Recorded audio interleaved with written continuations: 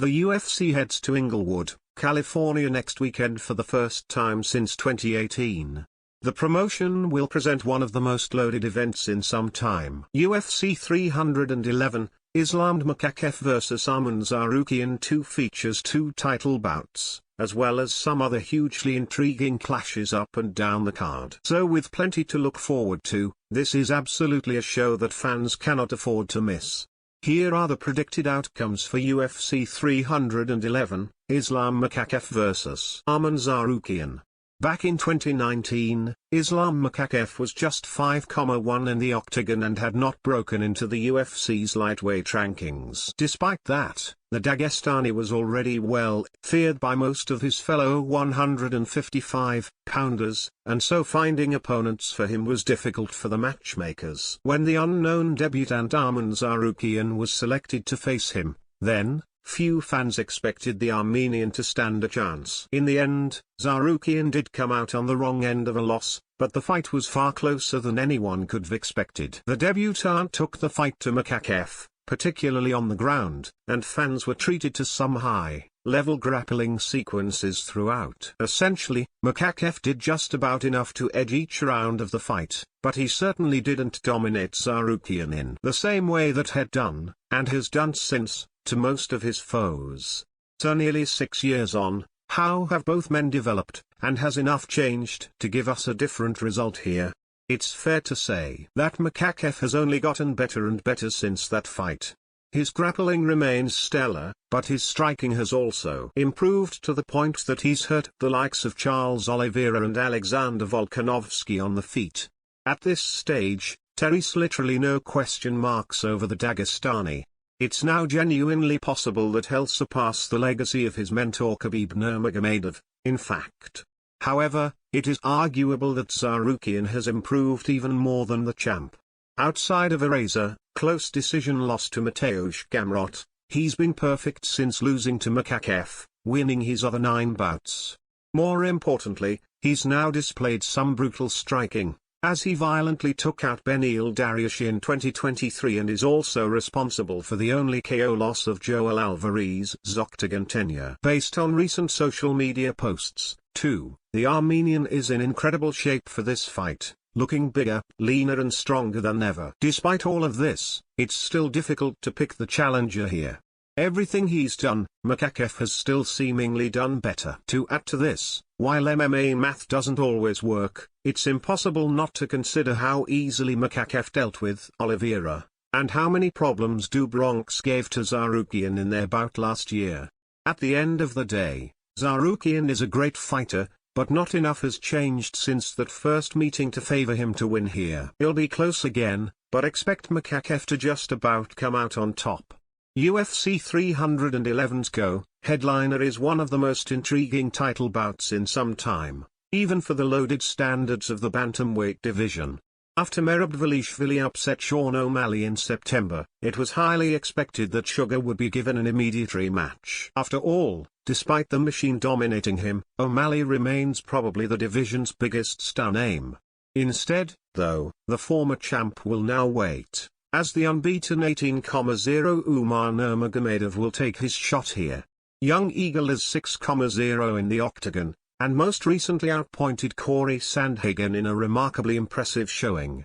So can the Dagestani beat Dvalishvili, or will the machine come out on top again? Naturally, the big question here stands around which fighter has the superior wrestling and takedowns.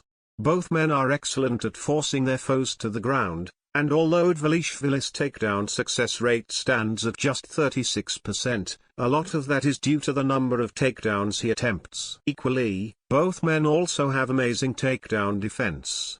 Nurmagomedov has never been taken down, while only Henry Cejudo, an Olympic gold medalist, has taken Dvalishvili down recently. With all of this considered, then, could we end up seeing a kickboxing match here, with both men's grappling cancelling the others out? It's definitely possible. However, it's also a little hard to imagine Dvalishvili in particular letting this happen. Nurmagomedov should be the more comfortable striker. He dispatched Raoni Barcelos nicely on the feet, but whether he can stop the machine from closing the distance is another thing entirely. Essentially, that's something that nobody has really managed to do since the Georgian debuted in the octagon back in 2017. Sure, Marlon Moraes rocked him, but even then, he somehow fought through to destroy the Brazilian later on. For as good as Nurmagomedov has been, young Eagle has never fought anyone capable of putting the kind of pressure on him that Dvalishvili is. Corey Sandhagen is good, of course, but he's an entirely different prospect to the machine. With that considered, then, it's just hard to see Nurmagomedov being able to keep Dvalishvili off him, and it's also difficult to see him being capable of imposing his will, too. Therefore, expect a back and forth fight of sorts early on, before the machine takes over late on to retain his title via decision. In a battle of former light heavyweight champions, Jamahal Hill takes on Yuri Prochazka. While it's unlikely that the winner of this one will get another shot at Alex Pereira, given how easily Poten dispatched both, it's still a very fun sounding and important fight at 205 pounds. Who is likely to win? It's probably fair to argue that of the two, Prochazka is the far more proven talent. BJP holds big wins over Dominic Reyes, Glover Teixeira and Alexander Rokic, and he's also one of the most dangerous finishers in the entire UFC right now. Hill, meanwhile, really only has Teixeira as his lone elite-level win. With that said, Prochazka has struggled against cleaner kickboxers before, notably finding it hard going against Rokic early on. If Hill can keep this technical and look to stay on the outside and box, it could be his best opportunity of winning. However, given Prochazka's slight reach advantage, it's hard to see Sweet Dreams picking the Czech fighter apart. It seems more likely that Hill will start well, only for Prochazka to turn up the heat and dispatch him. The pick is Prochazka via TKO. At lightweight, veterans Beneil Dariush and Renato Moicano are set to square off. While both of these men are 35 years old, it's fair to say that their trajectories last year were very different. Moicano put together 3 wins after spending a year on the shelf to surprisingly climb back into the top 10, while Dariush did not fight following a pair of bad knockout losses in 2023, bouncing him out of contention. The big question here surrounds exactly how much Dariush has left in the tank. Never the most explosive athlete, the Iranian looked to have slowed down considerably in his losses to both Charles Oliveira and Arman Tsarukyan, particularly on the feet. If he's at his best, though, it's arguable that he's a nightmare foe for Moicano, as he's a better grappler and probably hits slightly harder, too. Despite that, it's hard to pick an aging fighter coming off knee surgery, especially one who has lost his last 2 bouts via KO. Therefore, the pick is Moicano via decision. Finally, in a middleweight bout, action hero Kevin Holland faces Rainier Derrida. After an odd debut win over Gerald Meerschaert that was labeled sloppy by some fans, this is Derrida's chance to make a real impact. If he can beat Holland, the Dutch Knight could look to move into the top 15 with another win. The problem he might have is the reason for that sloppy debut, his cardio. The Dutchman looked to have gotten rapidly exhausted in his clash with Meerschaert, which doesn't bode well against Holland. Trailblazer is definitely not unbeatable. He tends to blow hot and cold in the octagon, but he definitely has skills in all areas and doesn't tend to get tired in longer fights, either.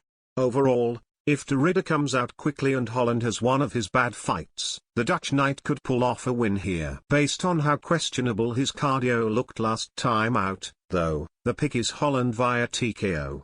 Picks in bold: UFC light heavyweight bout, Johnny Walker vs. Bogdan Guskov; UFC bantamweight bout, Peyton Talbot vs. Raoni Barcelos; UFC heavyweight bout, Jailton Almeida vs. Sergey Spivak; UFC middleweight bout, Zachary Reese vs. Cedric Stumar; UFC lightweight bout, Grant Dawson vs. Carlos Diego Ferreira; UFC bantamweight bout, Karol Rosa vs. Alin Perez; UFC bantamweight bout, Rinya Nakamura vs. Muin Gafurov; UFC bantamweight bout, Ricky Turgios vs. Bernardo Sapage; UFC flyweight bout, Tagir Ulanbekov vs. Clayton Carpenter.